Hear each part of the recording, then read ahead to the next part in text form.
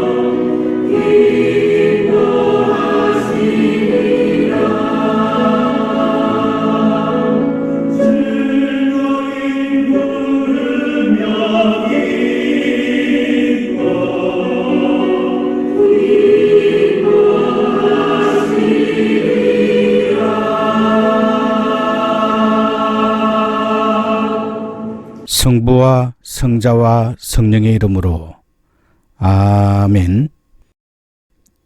우리가 죄 없다고 하면 이는 자신을 속이는 것이요 진리가 우리 안에 있지 않기 때문입니다. 그러나 우리가 우리 죄를 고백하면 신실하시고 의로우신 하나님께서 우리들의 죄를 용서하시고 모든 불의에서 깨끗하게 해 주실 것입니다.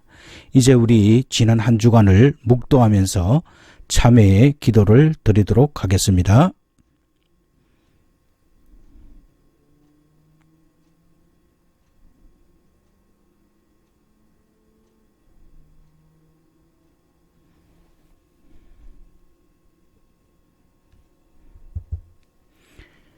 다 같이 하나님 아버지께 우리들의 죄를 고백하십시다.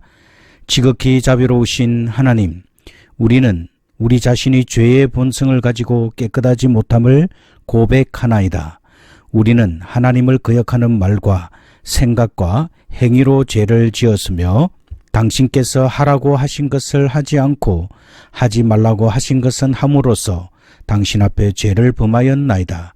우리는 마음을 다하여 주님을 사랑하지 못했으며 내 이웃을 내 몸과 같이 사랑하라고 하신 말씀을 순종치 않으므로 당신으로부터 영원한 형벌을 받아 마땅한 죄인임을 고백합니다.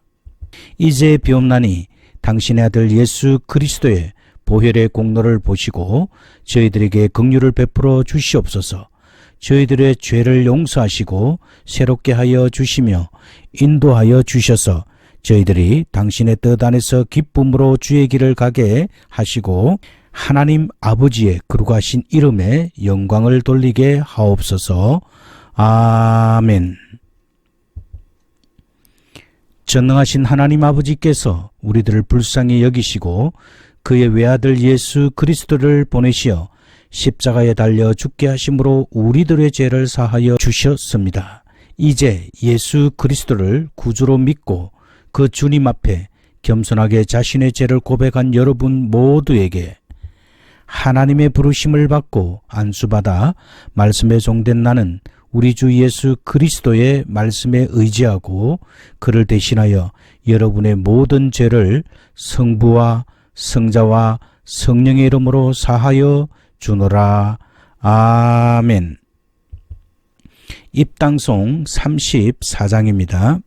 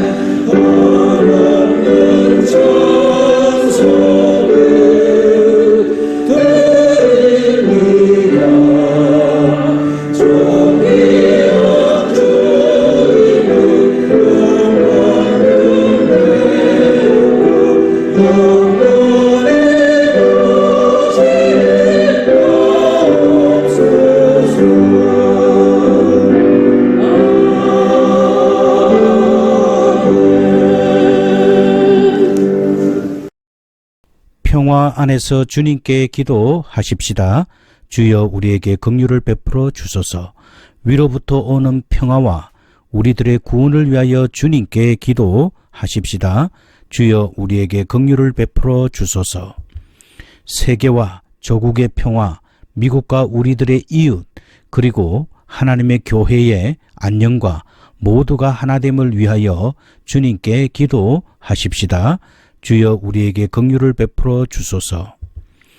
오늘 2021년도 사순절의 첫 번째 주일에 성삼위일체 하나님의 이름으로 모여 예배하는 우리 교회의 성도들과 온 세계 하나님의 백성들을 위해 주님께 기도하십시다. 주여 우리에게 긍휼을 베풀어 주소서. 은혜로우신 주님, 우리를 도우시고 구원하시며 위로하시고 보호하시옵소서.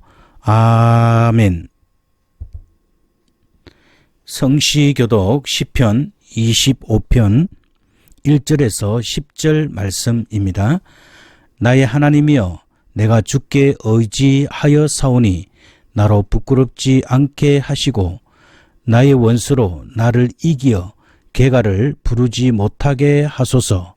주를 바라는 자는 수치를 당치 아니하려니와 무고히 속이는 자는 수치를 당하리이다. 여호와여, 주의 도를 내게 보이시고 주의 길을 내게 가르치소서. 주의 진리로 나를 지도하시고 교훈하소서. 주는 내 구원의 하나님이시니 내가 종일 주를 바라나이다.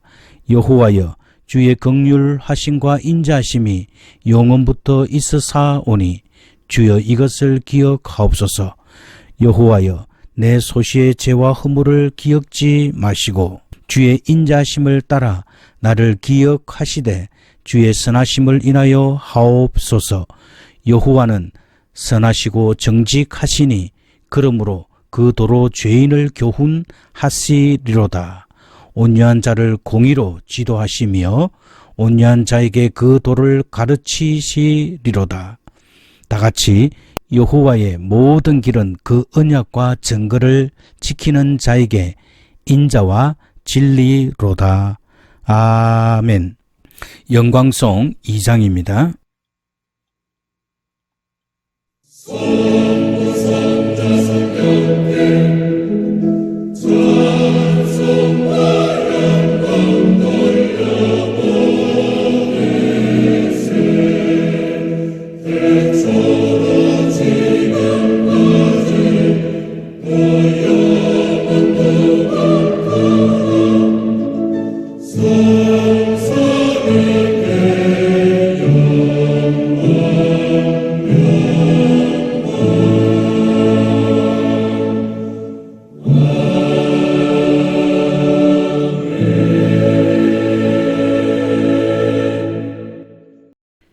주님께서 여러분과 함께 하시기를, 목사님과도 함께 하소서. 다 함께 기도합시다. 영원하시고 전능하신 하나님 아버지, 저희들이 하나님의 명령을 따라 당신의 법에 순종하며 살아갈 수 있도록 저희들의 몸과 마음을 당신의 능력으로 성화시켜 주시고 주장하여 주시기를 간구하나이다. 저희들의 마음과 행실을 다시 한번 살펴보며 잘못된 것 진심으로 회개하며 주님의 십자가에 한 걸음 더 가까이 나아가는 복된 시간이 되게 하여 주시옵소서. 오늘 저희들의 예배가 저희들의 몸과 마음 그리고 정성을 모아드리는 참된 예배가 되게 하시고 살아계신 하나님께서 홀로 영광을 받으시옵소서. 몸과 마음 그리고 정성을 모아드리는 참된 예배가 되게 하시고 살아계신 하나님께서 홀로 영광을 받으시옵소서. 지금부터 영원토록 살아계셔서 성부와 성령으로 더불어 한 하나님으로 우리를 다스리시는 당신의 독생자 우리 구주 예수 그리스도 이름으로 기원하옵나이다. 아멘. 오늘의 말씀은 제1독경 구약 율법서 창세기 22장 1절에서 18절 말씀입니다. 그 일 후에 하나님이 아브라함을 시험하시려고 그를 부르시되 아브라함아 하시니 그가 가로되 내가 여기 있나이다. 여호와께서 가라사대 내 아들 내 사랑하는 독자 이삭을 데리고 모리아 땅으로 가서 내가 내게 지시하는 한 산 거기서 그를 번제로 드리라. 아브라함이 아침에 일찍이 일어나 나귀의 안장을 지우고 두 사환과 그 아들 이삭을 데리고 번제에 쓸 나무를 쪼개어 가지고 떠나 하나님의 자기에게 지시하시는 곳으로 갔더니 제3일에 아브라함이 눈을 들어 그곳을 멀리 바라본지라. 이에 아브라함이 사환에게 이르되 너희는 나귀와 함께 여기서 기다리라.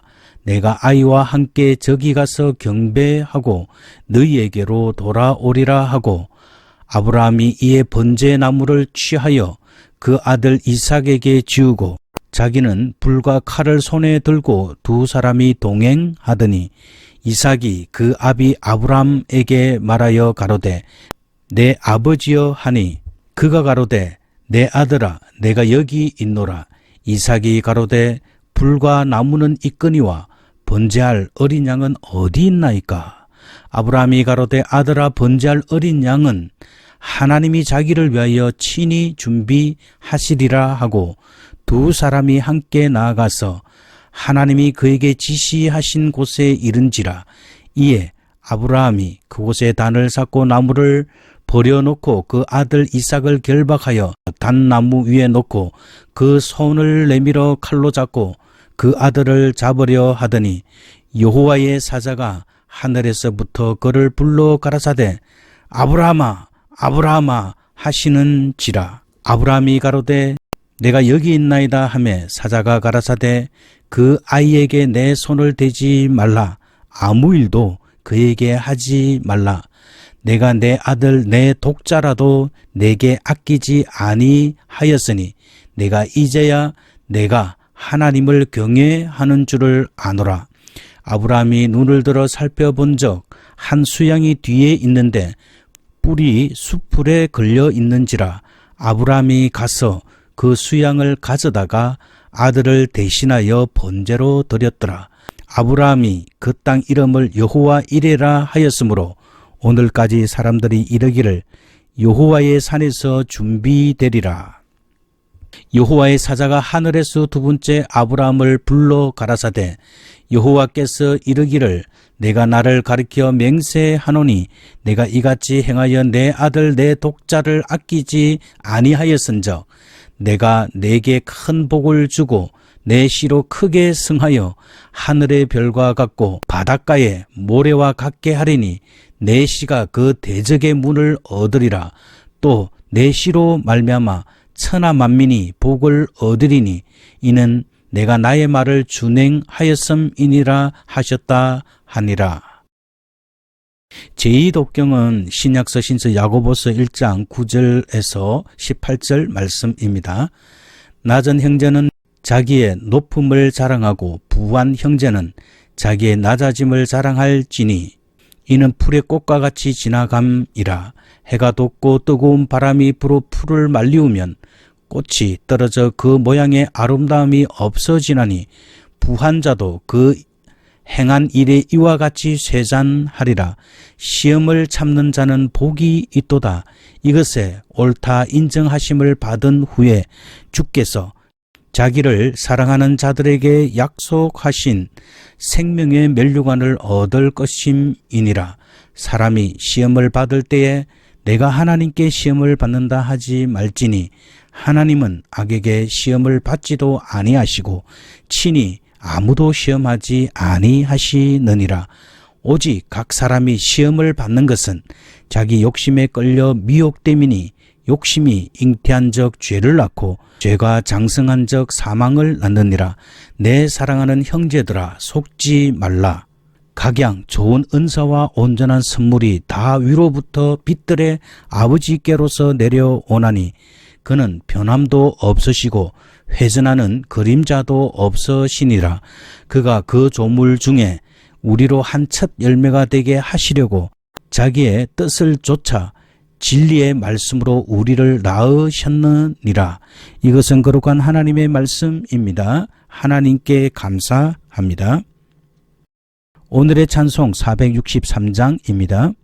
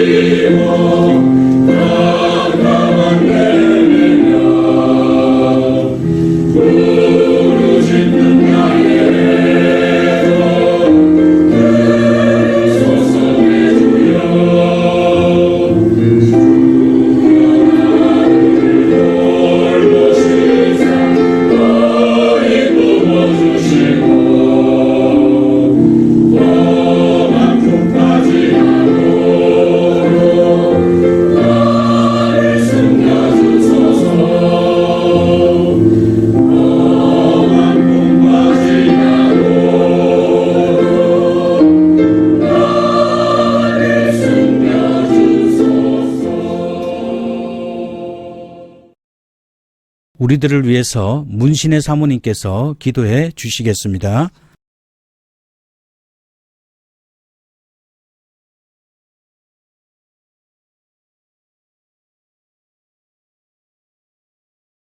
이제 우리 다 일어나셔서 오늘 하나님께서 우리에게 주시는 복음서의 말씀은 신약 복음서 마가복음 1장 9절에서 15절 말씀입니다. 그때에 예수께서 갈릴리 나사렛으로부터 와서 요단강에서 요한에게 세례를 받으시고 곧 물에서 올라오실새 하늘이 갈라짐과 성령이 비둘기같이 자기에게 내려오심을 보시더니 하늘로서 소리가 나기를 너는 내 사랑하는 아들이라 내가 너를 기뻐하노라 하시니 성령이 곧 예수를 광야로 몰아내신지라. 광야에서 40일을 계셔서 사단에게 시험을 받으시며 들짐승과 함께 계시니 천사들이 수종 들더라.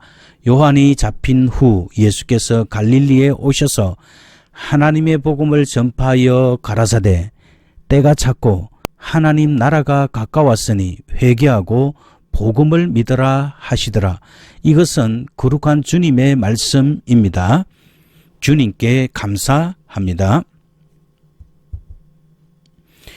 이제 우리 니케아 신조로 다 같이 신앙 고백하도록 하겠습니다. 저는 유일무이하시고 전능하시며 천지의 모든 보이는 것과 보이지 않는 것을 지으신 하나님 아버지를 믿사오며 유일하신 하나님의 독생자 우리 주 예수 그리스도를 믿사온데 그는 온 우주보다 먼저 나셨고 참 하나님으로 빛 가운데 빛이시며 신 가운데 참 신이십니다. 그는 창조함을 받지 않고 나셨으며 성부 하나님과 동질로서 그로 말미암아 모든 만물이 창조되었으며 우리와 모든 인류를 구원하기 위하여 하늘로서 내려오셨습니다. 또한 그는 성령으로 동정녀 마리아에게서 인간으로 나셨으며 우리를 위하여 본디오 빌라도에 의해 십자가에 달려 고난을 받으시고 죽으셔서 장사되셨다가 제3일째 되는 날 성경에 기록된 예언의 말씀에 따라 다시 살아나셨으며 하늘에 올라가시사 성부의 오른편에 앉으셨으며 장차 산자와 죽은 자를 심판하러 영광 가운데 다시 오실 것인바 그의 나라는 영원 무궁한 것입니다. 저는 성경의 예언자들이 말씀하신 성령을 믿습니다. 그는 성부와 성자로부터 오시고 우리에게 생명을 주시는 주로서 성부와 성자와 더불어 예배와 영광을 받으실 하나님이심을 믿습니다. 저는 유일하고도 거룩한 그리스도의 사도적인 교회를 믿으며 죄 사함을 얻게 하는 세례를 믿을 뿐 아니라 죽음에서 부활할 것과 장차 올 영원한 나라의 생명을 믿고 고대합니다. 아멘. 찬양대 오늘의 찬양 359장입니다.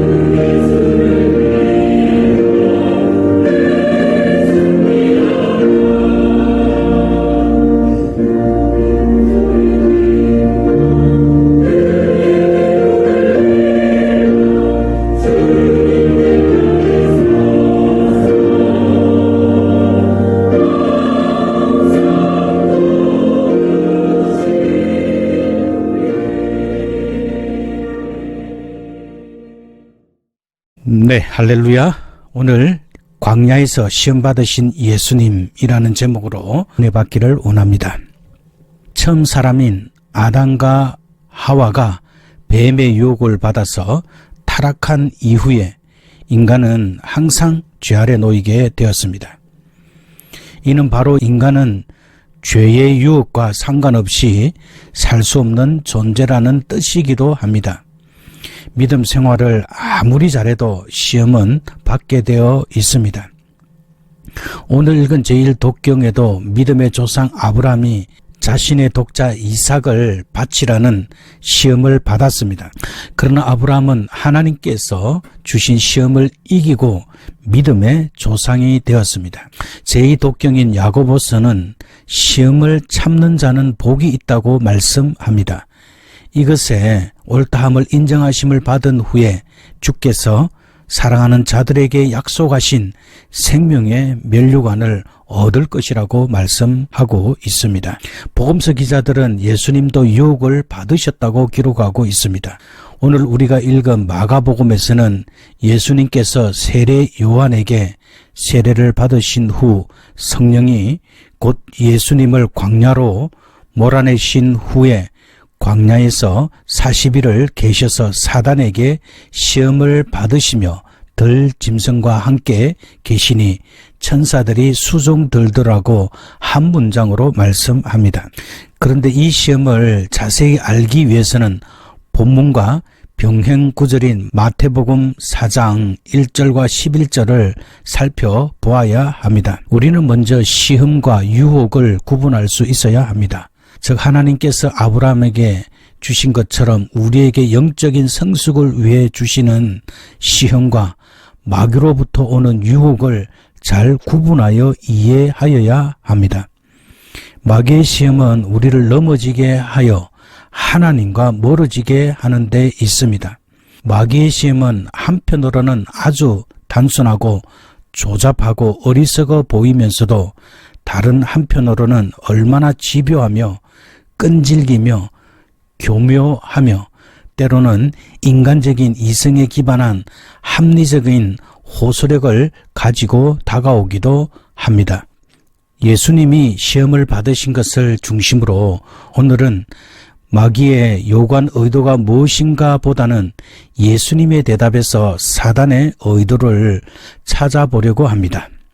마귀가 어떤 의도로 예수님에게 무엇을 요구하는지 알기 위해서는 예수님께서 사단의 요구에 어떻게 대답하고 있는가를 통해서만 더 분명히 알 수 있기 때문입니다.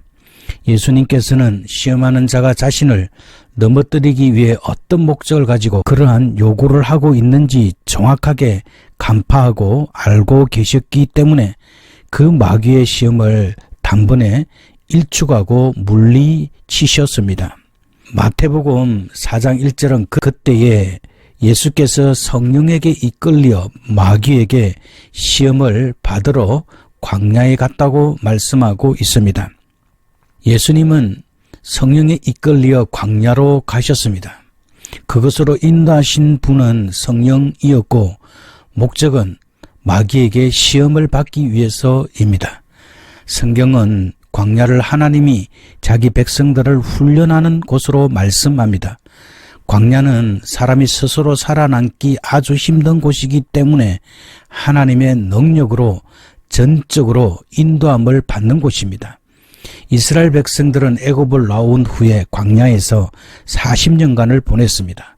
그 광야길에서 이스라엘은 하나님의 놀라운 능력을 경험하였습니다. 인간의 힘과 능력으로 살 수 없는 광야에서 하나님은 아침에는 만나를 주셨습니다.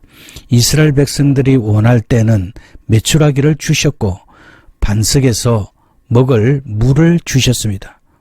오직 광야에서 하나님의 능력으로 살아가는 놀라운 경험을 하게 되었습니다.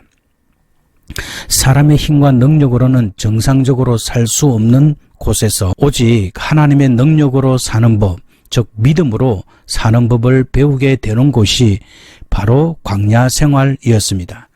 예수님도 바로 이러한 광야로 인도되셨습니다. 예수님이 이 광야에서 오직 믿음으로 살도록 요구되신 그곳에서 마귀가 시험하는 자로 기다리고 있었습니다. 2절에서 4절에 보면 예수님께서 40일 밤낮으로 금식하신 후에 찾아오게 되었습니다. 예수님은 낮에는 불처럼 뜨겁고 밤에는 몹시 추운 그 광야에서 40일 밤과 낮 동안 아무것도 먹지 않고 보내셨습니다. 마치 이스라엘 백성들의 애굽을 나온 후 광야를 40년간 방황했던 것처럼 예수님은 광야로 이끌려 와서 40일을 주야로 먹지도 마시지도 않고 금식하셨습니다. 40일간의 금식으로 예수님은 거의 죽음 직전에 줄인 상태에 있었습니다.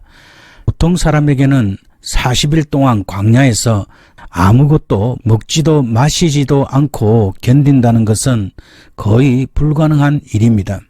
그러나 예수님께서는 성령의 인도를 받아 오직 하나님의 능력으로 그 모진 시험을 감당하고 계시는 것입니다. 예수님은 금식이 요구된 광야 40일 동안 오직 하나님의 말씀을 의지하여 금식하며 사셨습니다. 예수님의 몸은 죄가 없으신 것 외에는 모든 면에서 우리와 동일하시므로 그 광야에서 거의 아사 직전에 계셨는데 먼저 마귀는 내가 하나님의 아들이거든 이라고 말하고 있습니다. 마귀가 시험하는 내용의 본질은 하나님이 아들로서 이 배고픔을 해결하는 방법으로 돌로 떡을 만들어 먹으라는 데 있는 것입니다. 즉 너는 하나님의 아들이니 그 능력으로 배고픔을 해결하라고 마귀는 시험하고 있습니다. 예수님은 하나님의 아들로서 돌덩이를 떡덩이가 되게 하라는 마귀의 요구에 신명기 8장 2절과 3절의 말씀으로 대답하셨습니다. 대저 하나님 여호와께서 이 40년 동안에 너로 광야의 길을 걷게 하신 것을 기억하라. 이는 너를 낮추시며 너를 시험하사 내 마음이 어떠한지 그 명령을 지키는지 아니 지키는지 알려 하심이라. 너를 낮추시며 너로 줄이게 하시며 또 너로 알지 못하며 내 열조도 알지 못하는 만나를 내게 먹이신 것은 사람이 떡으로만 사는 것이 아니요 여호와의 입으로 나오는 모든 말씀으로 사는 줄을 너로 알게 하심이니라. 즉 이 말씀에 따르면 하나님이 애굽에서 나온 이스라엘 백성을 40년 동안 광야의 길을 걷게 하시면서 이스라엘 백성들을 낮추고 줄이게 하면서 만나로 먹인 것은 바로 사람이 떡으로만 사는 것이 아니라 하나님의 모든 말씀으로 사는 것임을 알게 하기 위해서이다라고 말씀하셨습니다. 예수님은 그의 공생애를 시작하시기 전에 광야에서 40일 밤낮으로 금식하신 참된 이유가 바로 하나님의 말씀으로 사는 삶의 원리를 몸으로 철저하게 체험하는 데 있었습니다. 절대적으로 떡이 필요한 그때에 예수님은 마귀의 그 시험을 간파하고 사람이 사는 것은 떡에 있지 않고 하나님의 말씀에 있음을 말씀하심으로 마귀의 첫 번째 시험을 물리쳤습니다. 어쩌면 인간의 역사는 배고픔을 해결하는 것이었다고 할 수 있습니다. 배고픔을 해결하는 정치나 제도가 참으로 인간 사회에 필요하며 그것이 해결되어야만 하는 세상에 우리가 살고 있습니다. 그런데 세계에서 가장 잘 사는 미국도 이 문제를 완전히 해결하지 못하고 있다라는 것을 우리는 알고 있습니다. 오병이어의 기적으로 먹고 배불러서 예수님을 잡아서 억지로 임금 삼으려는 백성들에게 썩는 양식을 위하여 일하지 말고 영생하도록 있는 양식을 위하여 일하라.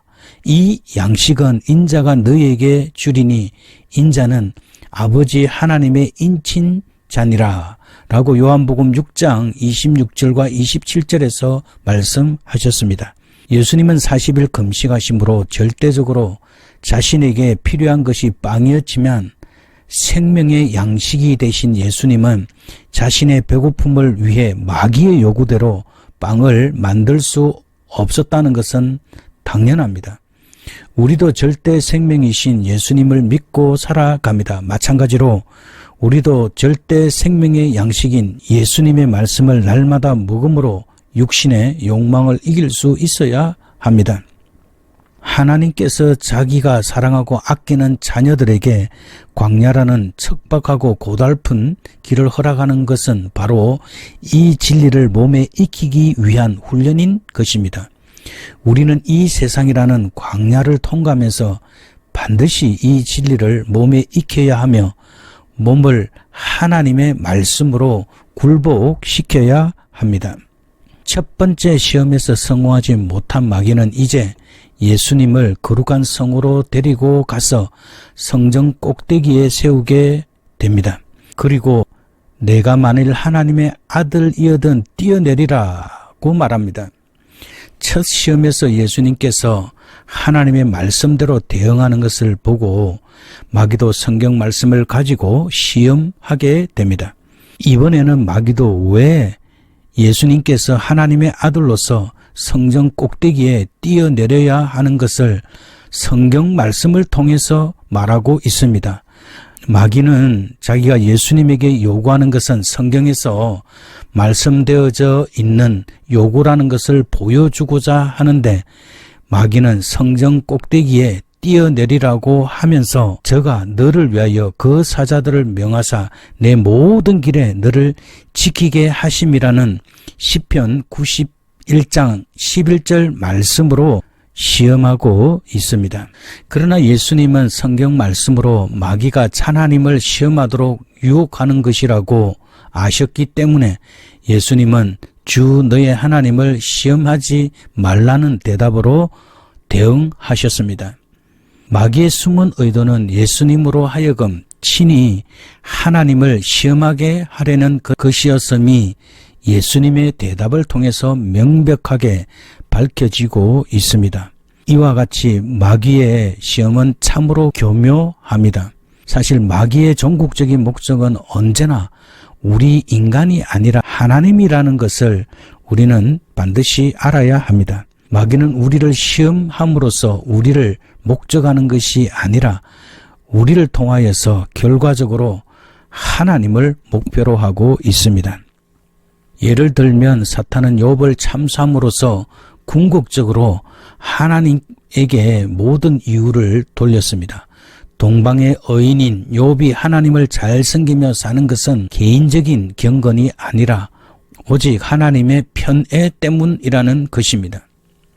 따라서 그것을 거두어가면 하나님을 원망하게 될 것이라고 하였습니다. 사단은 원래부터 참수하는 자로서 세상의 모든 책임을 결국 하나님에게로 돌리는 악하고 왜곡된 의도를 가지고 있습니다. 그래서 하나님을 원망하고 불평하는 것은 바로 사단의 의도에 잘 들어맞는 행동이라고 볼 수 있습니다. 성전 꼭대기에서 뛰어내리게 되면 내가 하나님의 아들이면 그 사자를 시켜 너를 붙들어서 내 발이 땅에 부딪히지 않게 해줄 것이라고 마귀는 말하면서 결국은 진짜로 예수가 하나님의 아들인지 그리고 하나님의 말씀이 참으로 그러한지 한번 해보라는 시험인 것입니다. 하나님의 아들이신 예수님께서 자신이 아들이라는 것을 사단에게 증명하실 필요가 있었을까요? 저는 당연히 없다고 생각합니다. 사단에게는 자신이 아들이심을 증명하지 않아도 아들이시기 때문입니다. 그러나 하나님은 우리들을 위해 예수님께서 십자가에 죽으시고 부활하심으로 아들이심을 증거하셨습니다. 예수님은 이 시험에서도 오직 하나님의 말씀을 따라서 분명하게 대응하고 있습니다. 기록되었으되 주 너의 하나님을 시험치 말라 하였느니라. 하나님의 말씀을 지키는 것이 바로 모든 마귀의 시험을 이겨내는 참된 길이라는 것을 다시 한번 확증해 주고 계십니다. 우리는 시험을 이기기 위해서 기도도 하고 하나님의 말씀을 공부하고 암송하며 여러 가지 봉사의 일을 합니다. 그러나 이 모든 것의 결국은 하나님의 말씀대로 살기 위해서입니다. 하나님의 말씀대로 사는 것이 바로 승리의 길이며 마귀의 모든 시험을 이기는 참된 바른 길이기 때문입니다. 이제 마귀는 세 번째로 예수님을 지극히 높은 산으로 데리고 가서 천하만국과 그 영광을 보여줍니다. 처음에는 광야에서 시작하여 성전 꼭대기로 이제 마지막으로 높은 산으로 데리고 가고 있는 것을 볼 수 있습니다. 낮은 광야 땅에서 높은 성전으로 그 다음 지극히 높은 산으로 점점 더 높은 곳으로 데리고 가고 있습니다. 그리고 그 시험의 단계도 생물학적인 육체적인 단계에서 심리적이고 정신적인 단계로 마지막으로는 영적인 믿음의 단계까지 올라가고 있습니다. 즉 마귀의 시험은 처음에는 물질적인 세상에서 출발하는 듯 보이지만 그러나 알고 보면 점차 인간의 마음과 눈에 보이지 않는 가치의 세계로 나아가고 궁극적으로는 영적인 신앙의 단계로까지 나아가게 되는 것을 알 수 있습니다. 알고 보면 육체의 욕구인 듯 보이는 문제가 마지막에는 결국 영적인 신앙의 문제라는 것이 드러나게 되는 것입니다. 마지막 단계에서 예수님에게 만일 내게 엎드려 경배하면 이 모든 것을 주리라 라고 말을 합니다. 여기서 마귀는 모든 시험들 속에 숨어있는 본래의 목적을 드러냅니다. 마귀의 모든 시험에는 궁극적으로 하나님이 아니라 마귀 자신을 경배하라는 것임을 우리는 반드시 기억해야 합니다. 이것은 아주 중요한 진리로서 성도들 마음속에 깊이 철저하게 새기고 있어야 합니다. 아무리 작은 시험이라도 우리가 굴복한다면 결국 최후의 결과적 요구는 바로 마귀 자신을 경배하라는 데에 있다는 사실입니다.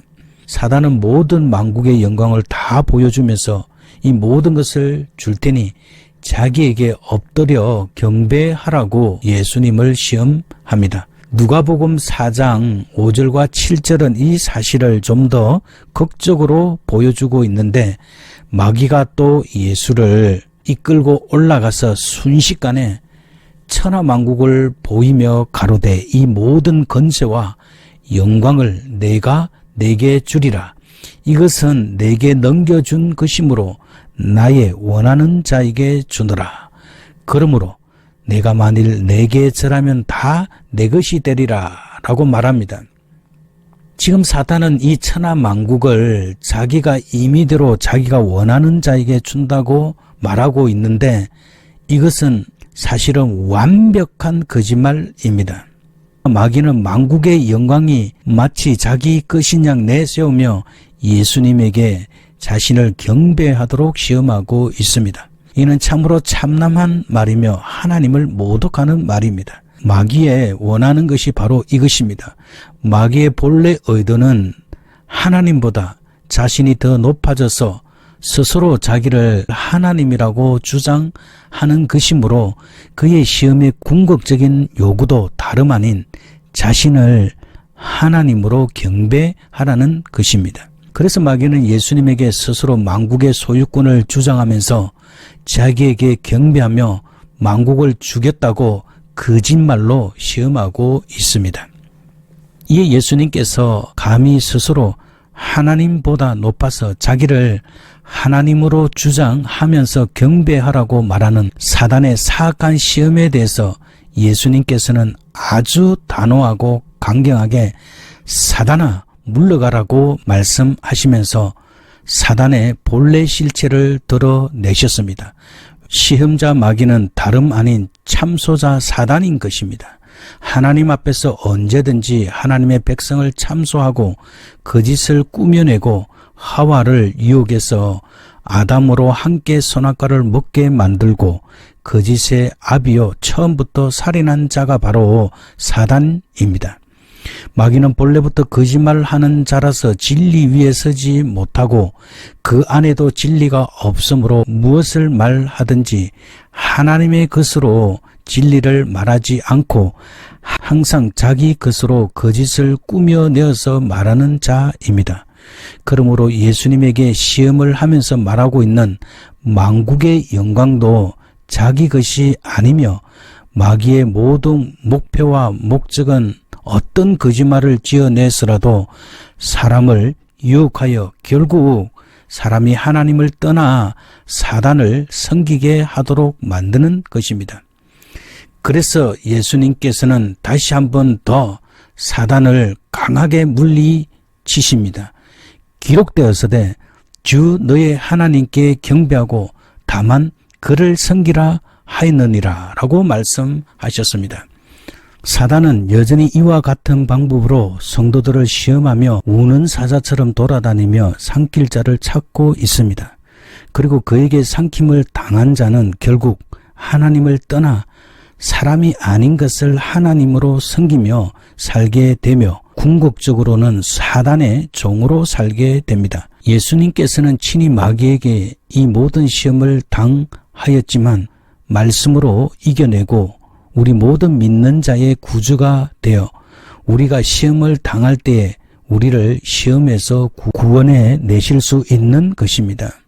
사단의 시험은 우리가 살펴본 것처럼 처음에는 삭막한 광야에서 배고픔이라는 육체적인 대상에서 시작하지만 성전 꼭대기에서 보다 높은 심리적이고 정신적인 가치를 이용해서 마침내는 지극히 높은 산에서 만국의 영광을 보여주면서 영적으로 사단은 자신에게 엎드려 절하도록 하는 데까지 나아가는 것을 볼 수 있습니다. 그러면 왜 성경은 사람들이 살아가는데 현실적으로 당장에 필요한 문제들을 간과한 채 하나님만을 신뢰하라고 말씀하고 있는 것일까요? 그 대답은 분명합니다.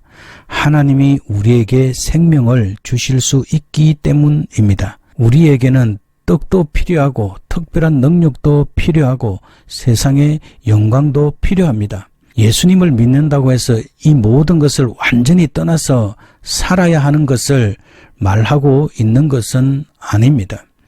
마귀의 요구는 우리 삶에서 없어서는 안 될 요소들입니다. 예수님도 그것 자체를 부정하신 것은 아닙니다. 그러나 그런 것들은 우리가 살아가는 과정에서 필요한 수단들이지 생명 그 자체는 아니다라고 말씀하고 계십니다. 우리가 그것에 매달리면 또 그것을 얻기 위하여 하나님을 이용하면 생명을 얻는 것이 아니라 오히려 시험에 빠지게 되고 하나님을 떠나게 됩니다. 그래서 예수님은 마귀의 요구를 이런 지하에 거절하고 하나님만 신뢰하라고 말씀하셨습니다. 우리는 사단이 주는 이러한 시험에서 항상 하나님의 말씀에 순종하며 살면서 우리 주 예수 그리스도처럼 사단의 숨은 의도를 간파하며 하나님의 말씀으로 단호하게 대처함으로써 사단의 모든 계교를 물리칠 수 있어야 합니다. 그리고 우리를 인도하시는 분은 하나님의 성령이시라는 것을 알아야 합니다. 예수 그리스도께서 시험에서 사단의 모든 숨은 의도를 드러내시고 승리하신 것처럼 성령은 우리에게 다가오는 모든 시험에서도 악한 사단의 계교를 드러내며 또 우리에게 승리할 수 있도록 이끌어 주실 것입니다. 따라서 우리는 오직 성령의 가르침 안에서 성령을 따라서 성령의 사람으로 살아야 합니다. 그러면 우리의 삶 가운데 교묘히 이루려고 하는 모든 사단의 악한 시험을 분별하게 되고 이기게 됩니다. 하나님의 전신갑주를 입고 성령을 소멸치 말고 하나님의 말씀을 멸시치 말며 하나님의 예언의 말씀으로 주시는 모든 경고들을 멸시치 말며 범사에 악한 것은 가려 그 모양이라도 흉내내지 말고 지혜에는 장성한 어른이 되어서 선을 행하고 악에게 지지 말고 선으로 악을 이기는 삶을 살아야 할 것입니다. 우리 모두가 다 이런 삶을 살아서 하나님께 영광 돌리는 복된 주의 백성들이 되시길 주님의 이름으로 축복합니다. 아멘. 기도하도록 하겠습니다. 오늘도 마귀의 시험을 이기신 예수 그리스도를 통하여서 우리를 시험에서 이길 수 있는 방법을 말씀해 주신 하나님 참으로 감사를 드립니다. 우리 모두가 다 말씀에 능통한 자들이 되게 하시고 무엇보다도 하나님의 말씀에 순종하며 사는 삶이 될 수 있도록 주님께서 도와주시옵소서. 성령을 의지하며 생명 주신 주님과 함께 믿음으로 나아갈 수 있도록 도와주시옵소서. 예수님께서 시험을 이기신 후 복음을 전파하셨습니다. 회개하라, 때가 찼고 하나님의 나라가 가까웠으니 회개하고 복음을 믿으라고 하셨습니다. 하나님, 우리들도 날마다 예수 그리스도의 복음을 전할 수 있도록 주님께서 도와주시옵소서. 우리 복음 루트 교회가 시험을 이기고 하나님의 복음을 전파할 수 있는 귀한 사명을 잘 감당하게 하여 주시옵소서. 감사드리며 예수님의 귀하신 이름으로 기도드립니다. 아멘. 이제 우리 다 함께 성찬식 동영상 보도록 하겠습니다.